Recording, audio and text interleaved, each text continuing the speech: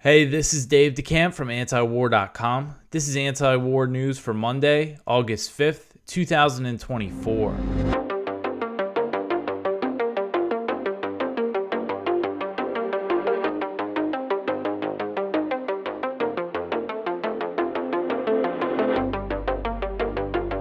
All right, the first story at the top of antiwar.com today. Israel's preparing for an attack by Iran and Hezbollah. So there was no big Iranian attack on Israel over the weekend, but there were a whole bunch of reports about how the U.S. and Israel are expecting one to happen any day now. The latest says they expect it to happen. It could happen as early as Monday.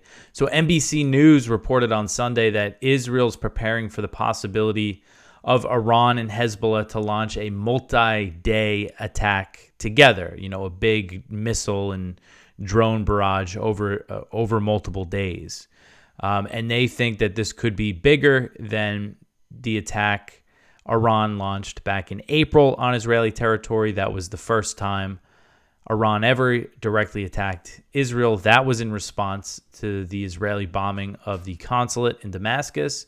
And now, of course, Iran is pledging it will respond to Israel assassinating Ismail Haniyeh, the Hamas political chief in Tehran.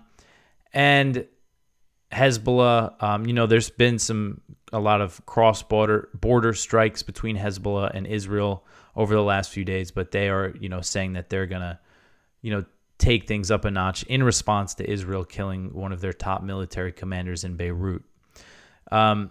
And Al Mayadeen, which is a Lebanese news outlet that's, pro-Hezbollah, that's their editorial line.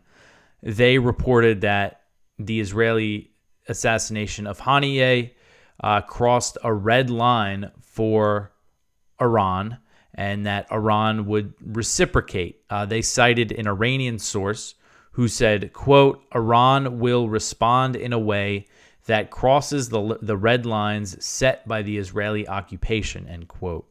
And then there was a report from the Wall Street Journal that said Iran told Arab diplomats that it did not care if its response to Israel triggers a major war. So we'll see what happens this week. It does, seem like something is going to happen just judging by what the Iranians are saying, what their sources are telling the media, and what the U.S. and Israel expect. So General Michael Kurilla, he's the head of U.S. Central Command. He's in the Middle East now. I believe he's in Israel already, and he's there helping Israel prepare for its defense of this attack. And President Biden, of course, has pledged that the U.S. will help defend Israel, and the Pentagon announced it was deploying more military assets. We'll get more into that in the next story. And then, of course, we talk about Hezbollah. There's also the possibility, I would think if it's Iran and Hezbollah together, then it would also include the Shia militias in Iraq and Syria, probably launching some drones at Israel. And I think that they could also attack U.S. bases in Iraq and Syria, since you have the U.S. saying that they are going to be directly involved in this. According to Israeli media, the Shin Bet security service is preparing underground bunkers for Netanyahu and other Israeli leaders where they can remain for an extended period of time if a major war breaks out. So they are preparing for something big. And Israel is threatening, of course, if Iran hits them back, then they're going to hit Iran. Netanyahu said on Sunday, quote, Israel is now in a multi-front war against the Iranian axis of evil. We are ready for any scenario, either defensive or offensive. I repeat to our enemies, we will respond and exact a heavy price for any act of aggression against us from any arena, end quote. And actually, I did see discussions of Israeli officials saying, they should take preemptive action, meaning some of them want to just hit Iran again first. All right, so the next one here, the U.S. is sending an aircraft carrier and fighter jets to defend Israel. So the U.S. is sending more warships and additional fighter jets to the Middle East as part of a deployment that is entirely focused on defending Israel, according to a White House official. That is how he put it. So the Pentagon announced Friday that it's sending the aircraft carrier USS Abraham Lincoln and its strike group to replace the USS Theodore Roosevelt. So that one aircraft carrier is going to be going home with its strike group, which is a few destroyers and a few other types of U.S. Navy ships. But the U.S. is also sending additional Navy cruisers and destroyers on top of that. And it says it's bolstering its land-based missile defense systems in the region. And they're also sending a squadron of F-22 fighter jets. So White House Deputy National Security Advisor John Feiner claimed that the purpose of the new military deployments was to reduce tensions in the region, even though U.S. military support has only emboldened Israel to escalate. So they're doing this and they're saying, well, we're trying to... I'll read what he said. Feiner said, quote, "The overall goal is to turn the temperature down in the region, deter and defend against those attacks, and avoid regional conflict, which has been our goal really since October 7th, end quote. So he's saying that they're trying to turn the temperature down by sending all this firepower out.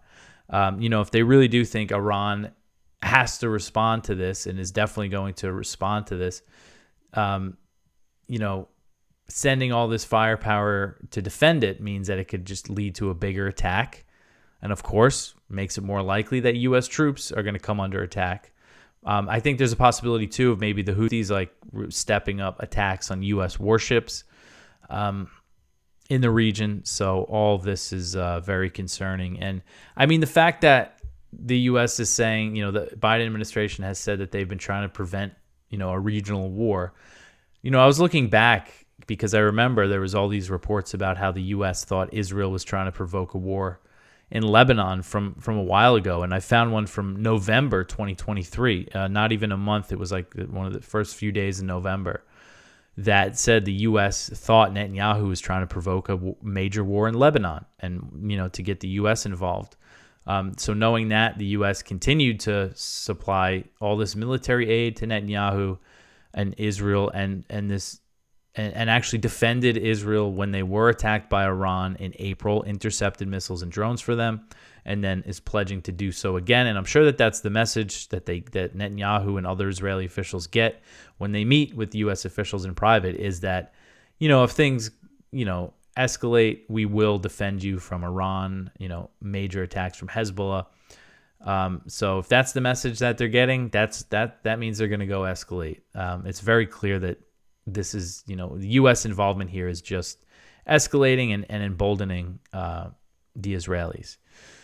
All right, so the next one here, Iran says that Haniyeh was killed by a short-range projectile. So Iran's Islamic Revolutionary Guard Corps, the IRGC, said in a statement on Saturday that Hamas's political chief, Ismail Haniyeh, was killed by a short-range projectile in Tehran, contradicting reports that he was killed by a planted explosive.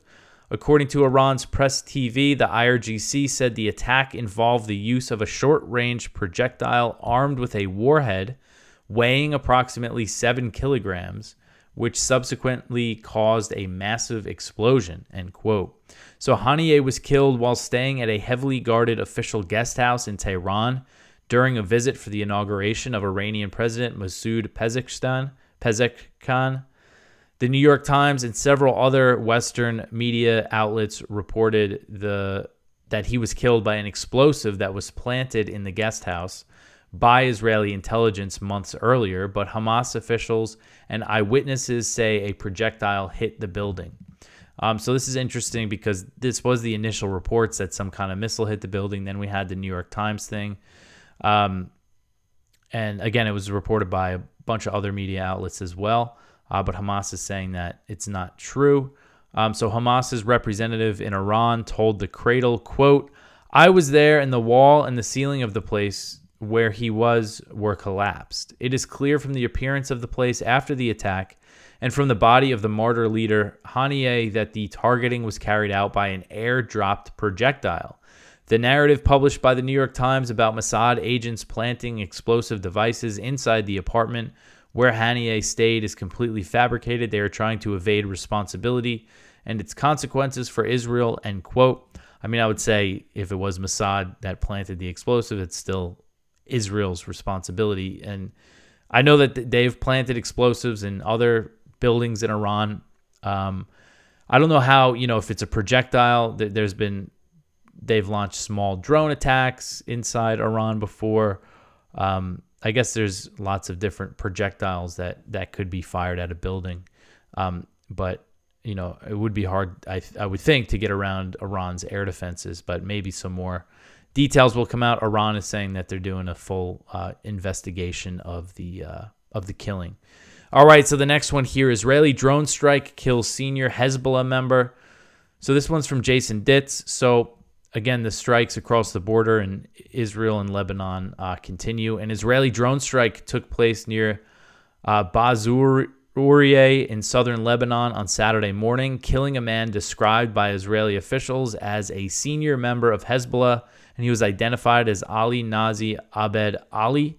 The Israeli military claimed that Ali had been involved in planning and carrying out various attacks out of southern Lebanon. They claimed his death as a serious blow to Hezbollah operations on the southern Lebanese border. It's typically what they say when they kill a Hezbollah official or fighter. On Sunday, an Israeli airstrike was also reported against Beit Lif, also in southern Lebanon. At least 3 Lebanese civilians were reported wounded, and they launched attacks in other parts. So still pretty heavy airstrikes from Israel in southern Lebanon. Hezbollah responded to the Saturday killing by firing an estimated 30 rockets against the Galilee Panhandle in northern Israel. Israel reported that most of the rockets had been intercepted, though some landed in open areas. So another thing that's happening, you have the U.S. Embassy, the U.S., the U.K., France, I think Saudi Arabia too. A lot of countries are telling their citizens to leave Lebanon, don't travel there, so they are expecting things to escalate in Lebanon. All right, so the next one here, UNIFIL unable to attribute responsibility for Golan massacre. This article is from The Cradle, and it says that the UN interim force in Lebanon, UNIFIL, says they are not in a position to determine who is behind the deadly attack that left 12 civilians dead in the village of Majd al-Shams in the occupied Syrian Golan Heights on July 27th. So UNIFIL spokesman told The Cradle, quote, UNIFIL is not in the position to attribute the responsibility of the tragic incident in Majd al-Shams. The village of Majd al-Shams is outside the area of operations of UNIFIL, end quote. So this refutes, there was reports in Israeli media that claimed that UNIFIL had found Hezbollah to be responsible for the deadly attack, but the actual agency didn't put out any sort of statement on it. So then the Cradle asked them, and they said that they were not in the position to say one way or another if these were the 12 Druze children that were killed, and they're saying they're not in a position one way or another to say if it was Hezbollah or Israel. Hezbollah is denying that it was them, say that it was an Israeli air defense rocket that hit these kids who were killed while they were playing soccer. And Nasrallah, the head of Hezbollah, he said in his speech the other day that, they have enough courage to admit it, if they did it, if by mistake, that they would have admitted it. So they're blaming Israel. And of course, this is the pretext. Israel used this as a pretext to escalate and launch that airstrike in Beirut.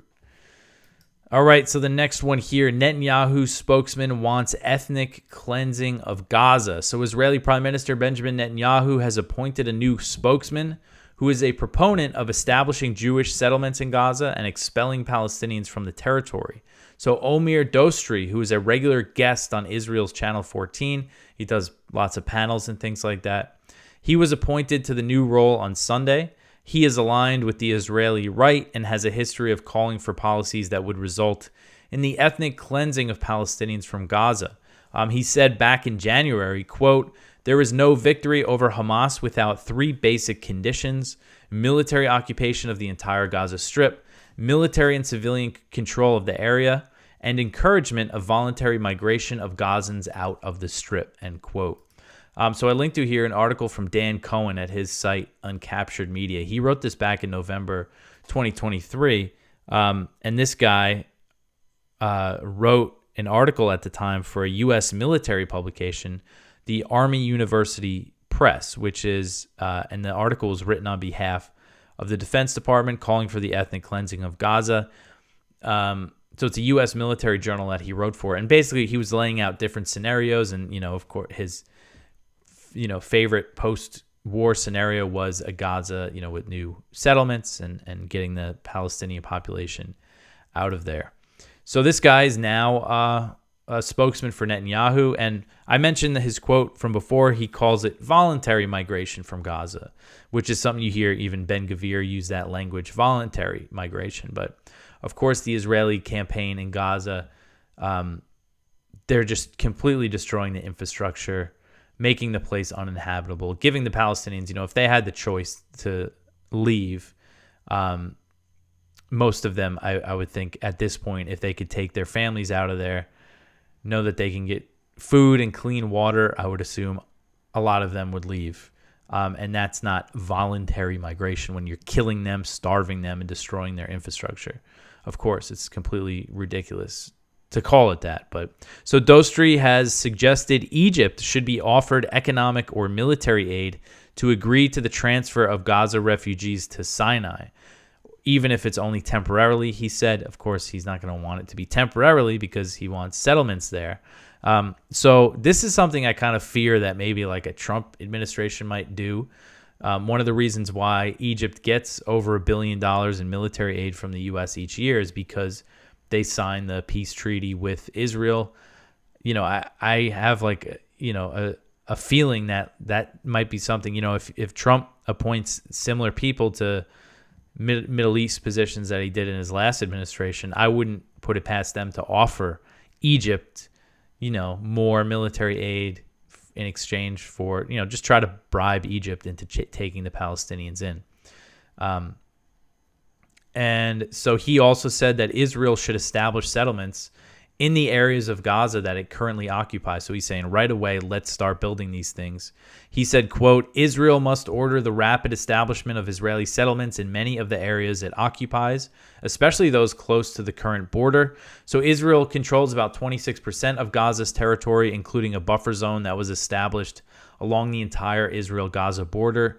In these areas, the IDF has demolished most of the structures and in some places established military bases.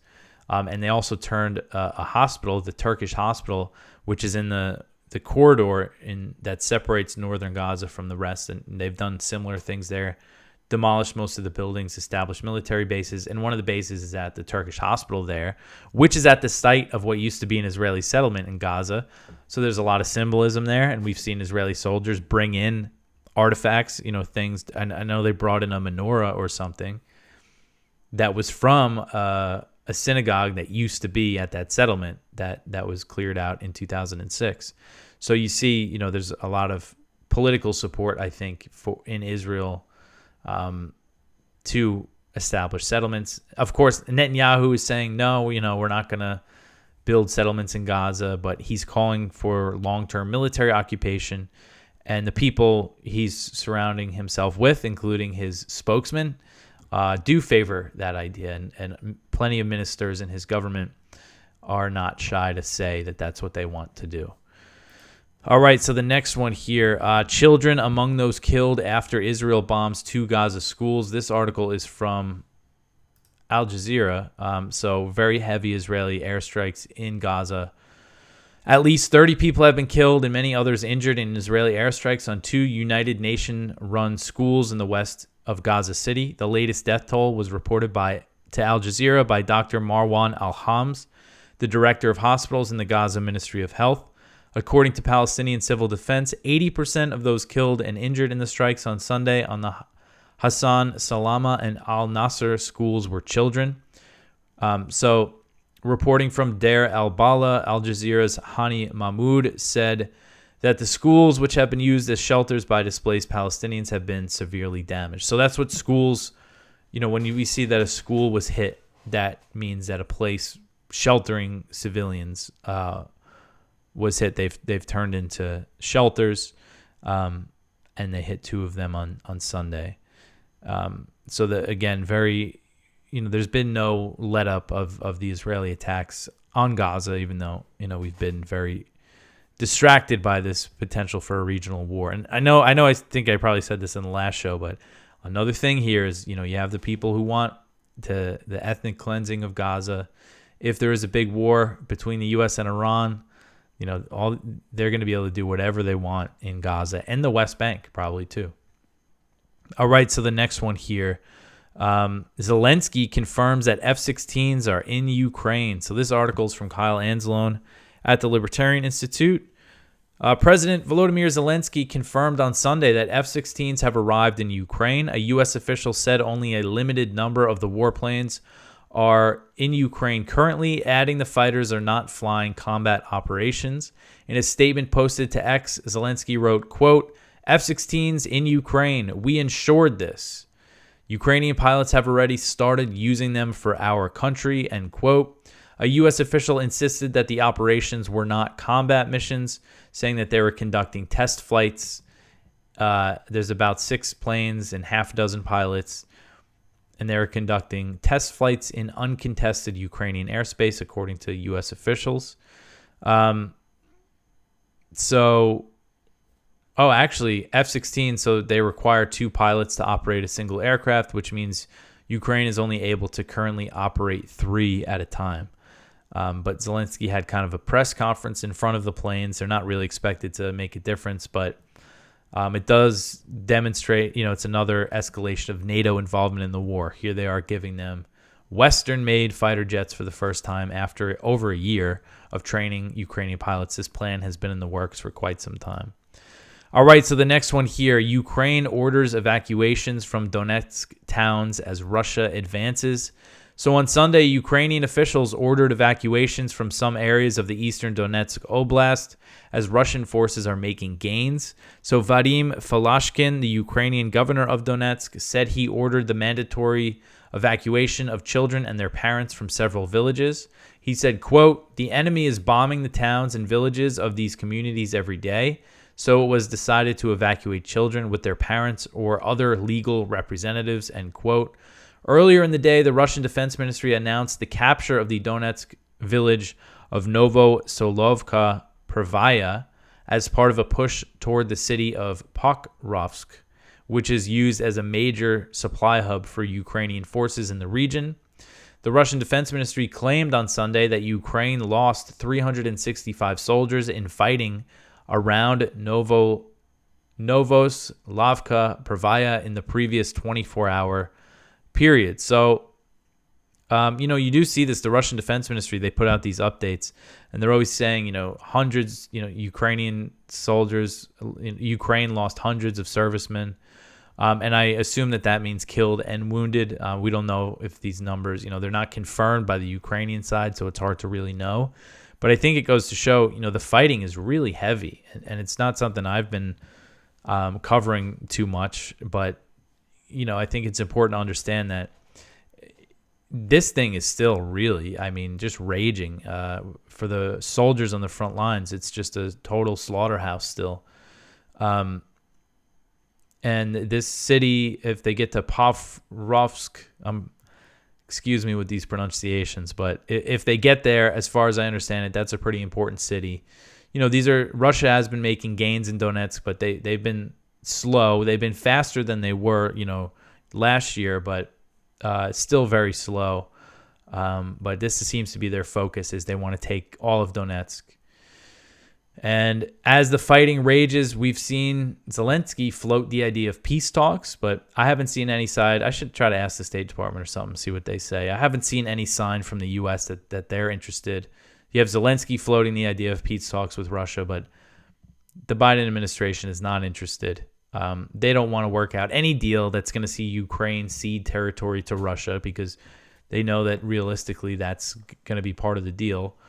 They don't want to do that before November because it'll hurt Kamala Harris's chances if she is the Democratic nominee. I guess that's not official yet, but they have no problem keeping this war going, until after the election. All right, so the next one here, Selective Service Repeal Act introduced in the Senate. So this article is from Edward Hosbrook, and he does a lot of great work on draft, on the potential for a draft, draft registration, draft resistance, things like that. So in the face of moves in Congress to ramp up U.S. readiness to activate a draft, Senators Ron Wyden, Rand Paul, and Cynthia Lummis have reintroduced an alternative proposal to step back from the brink of mass military mobilization by repealing the Military Selective Service Act. So in 2016, 2021, and in 2022, Congress came close to approving legislation to expand the requirement to register with the Selective Service System for a possible military draft to include young women as well as young men. In 2024, this year, that proposal is moving forward again in Congress as part of the annual National Defense Authorization Act, along with a proposal to try to register all young people automatically for a possible draft. And that has been included, the NDAA, which is the annual military spending bill. It hasn't been finalized yet. But both versions, the House and Senate version, have this amendment to start this automatic registration for a possible draft. Because as it stands now, nobody registers for the draft. I mean, I remember when I registered to vote when I was 18, there was a box you could check to register for the draft, but I didn't do it. But anyway, the Selective Service Repeal Act, reintroduced this week, would end draft registration entirely. The bill has been introduced several times before in Congress, starting in 2019, but has never gotten a hearing in either the House or the Senate. So hopefully this gets some sort of attention here. And Hasbrook is saying, ask your senators to say no to the attempts to expand or automate draft registration and instead ask your senators to support S4881. That is the bill that would repeal the draft registration. So that's something I think we can certainly do, is pass that message along to our senators. All right, so especially as who knows how things could escalate in the Middle East. If it becomes, direct war between the U.S. and Iran, I mean, who knows what could happen. It could just escalate from there. All right, so the next one here, the U.S. declares Venezuelan opposition candidate the winner. This article is from Kyle Anzalone. He wrote this up on Friday. This was on Thursday that the State Department announced that Edmundo Gonzalez won Sunday's presidential election in Venezuela. So they have gone with the old Juan Guaido strategy of recognizing the opposition, even though the election results in Venezuela show that Maduro won. The opposition is rejecting the results, and the U.S. is backing them, of course. So they're going to go with the old, tried and true strategy of not recognizing Maduro and adding sanctions, and maybe they're going to try to back some sort of coup against Maduro again. It was a complete failure in 2019. The sanctions that the U.S. imposed, of course, has just done nothing but hurt the ordinary Venezuelan people, contributed to the mass migration out of the country, and now it seems like they're just going to keep doing that. They don't ever learn lessons, but this is what I expected to happen with them challenging the election results right away. So it's official now that they're saying he won. So they consider him the presidential elect. We'll see if they do, some sort of inauguration ceremony. That maybe they'll do it in D.C. But this is the strategy that they're going with. All right, so the last story here, the Pentagon revokes plea deal for alleged 9/11 plotters. So this article is from The Guardian. So that strange news, I didn't really know what to make of it, that there was the news that the Pentagon gave a plea deal to Khalid Sheikh Mohammed, who is accused of being, the mastermind behind 9/11, and two of his accomplices. And so they said there was a plea deal that he wouldn't get the death penalty, but life in prison. But now the Pentagon has come out and revoked it. Secretary of Defense Lloyd Austin put out a statement saying that they were revoking the plea deal. Again, we don't really understand it's not clear why this is happening now, but there was a lot of pushback about the plea deal, so maybe it has something to do with that. But, the plea deal tells you maybe that, the U.S. government probably doesn't want to go to trial because they might not have the evidence. And Khalid Sheikh Mohammed was tortured. That has complicated the effort to prosecute him. They're just going to keep holding him in Gitmo and probably hope he dies there. All right, so that is it for the news for today. Go check out our viewpoints. One from Ashraf Nubani, killing Hamas leader in act of Israeli desperation. One from Mark Joff, libertarianism and Zionism can't be squared. One from Nick Terse, the U.S. poured billions of military aid into Lebanon. Now Israel threatens to invade. About how the U.S. has given Lebanon a lot of aid over the years, a lot of military aid, trained their military, while also having Hezbollah under sanctions and designated as a terrorist organization. But they're, the most effective fighting force in Lebanon still. Just kind of about that failure. One from Ramzi Baroud, how Chinese diplomacy united Palestinian groups. One from Trita Parsi, the Middle East is inching toward another war. So please go check all of that out. We'll see how things progress this week, but it's just not looking good. Can't believe that we're here at the brink of potential major war, with Iran. Again, who knows what this thing could turn into, but that's it for me. Please go support antiwar.com. Tell your friends about us. Like, subscribe, comment. I appreciate everyone who does and interacts. I will be back tomorrow with some more news. Thanks for listening.